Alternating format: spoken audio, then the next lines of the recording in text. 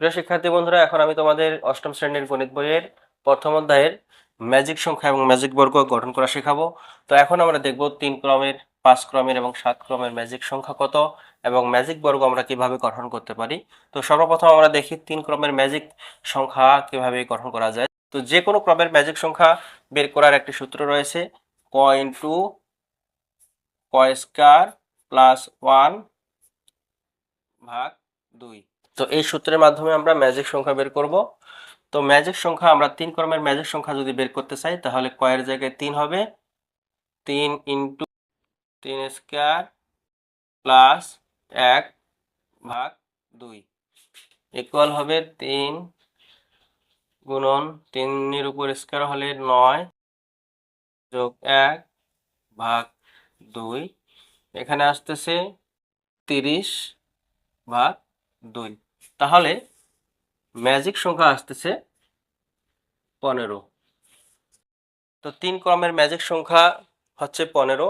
ঠিক একই নিয়মে 5 ক্রমের ম্যাজিক সংখ্যা, 7 ক্রমের ম্যাজিক সংখ্যা বের করার জন্য আমাদের এই সূত্রের মধ্যে কয়ের জায়গায় সংখ্যাগুলো বসবে। যদি 5 ক্রমের ম্যাজিক সংখ্যা বের করতে যাই তাহলে কয়ের জায়গায় 5 হবে, 7 ক্রমে বের করতে হলে কয়ের জায়গায় 7 হবে। এইভাবে আমরা ম্যাজিক সংখ্যা বের করতে পারি। তো এখন ম্যাজিক বর্গ বের করব। এই 3 ক্রমের ম্যাজিক সংখ্যা হচ্ছে 15।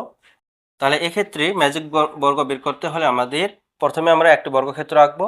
সেই বর্গক্ষেত্রকে 3 ভাগে ভাগ করে সারি এবং কলাম আকারে ছোট ছোট করে 9টি বর্গক্ষেত্র আঁকবো।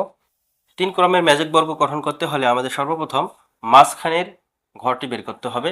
এই মাঝখানের ঘরটি বের করে আমরা যে কাজটি করব, মাঝের ঘরের মধ্যে আমরা 1 বসাবো।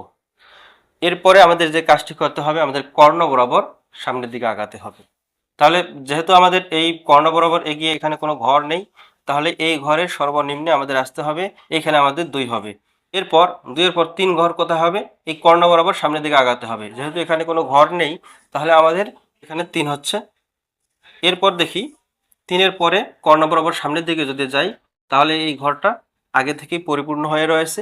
যদি আগে থেকে কোনো ঘর পরিপূর্ণ হয়ে থাকে তাহলে আমাদের ওই ঘরের নিচের দিকে 4 হবে।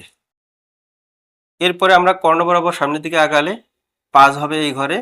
5 এর পরে কর্ণ বরাবর যদি আমরা সামনের দিকে যাই তাহলে এই ঘরে হচ্ছে 6। এখন দেখুন, কর্ণ বরাবর আমরা এদিকে কোনো ঘর পাচ্ছি না, উপরে কিংবা নিচে কোনো আমাদের ঘর যেহেতু নাই, তাহলে অবশ্যই আমাকে 6 এর নিচে 7 এখানে বসাতে হবে। তাহলে আমাদের একটা বিষয় মনে রাখতে হবে, এই কর্ণ বরাবর সংখ্যাটা আমাদের নিচে বসবে, আর যদি আগে থেকে পরিপূর্ণ হয়ে থাকে সেক্ষেত্রে আমাদের সেই সংখ্যাটা নিচে বসবে। এরপর 6 এর পরে 7 এখানে হলো, 7 এর পরে পরের ঘর আমাদের এখানে আসবো। যেহেতু এখানে কোনো ঘর নেই তাহলে আমাদের ওই সোজা বরাবর বিপরীত দিকে আসতে হবে। 7 এর পর 8 এখানে হবে। এরপরে কর্ণ বরাবর সামনের দিকে আগাবো। এখানে যেহেতু কোনো ঘর নেই তাহলে ওই বরাবর আমাদের নিচের দিকে আসতে হবে, 9 এখানে। তো এইটা হলো 3 ক্রমের ম্যাজিক বর্গ। তাহলে এই 3 ক্রমের ম্যাজিক বর্গ দেখুন, আমরা যদি এই কর্ণ বরাবর যোগ করি সংখ্যাগুলো, এই কর্ণ বরাবর যদি সংখ্যাগুলো যোগ করি তাহলে যোগফল 15 হবে। অর্থাৎ এখানে যোগফল 15, এদিকে যদি আমরা যোগ করি যোগফল 15, এদিকে যদি যোগ করি যোগফল 15, এদিকে যদি যোগ করি তাও 15, এদিকে যদি যোগ করি তাও 15, উপরে নিচে যদি যোগ করি 15, এদিকেও 15, এদিকেও 15। তো একই নিয়মে আমরা 3 ক্রমের, 5 ক্রমের, 7 ক্রমের ম্যাজিক সংখ্যা এবং ম্যাজিক বর্গ বের করব। তাহলে বেজোড় সংখ্যার ম্যাজিক বর্গ বের করতে হলে এই একটাই সূত্র প্রয়োগ করতে হবে।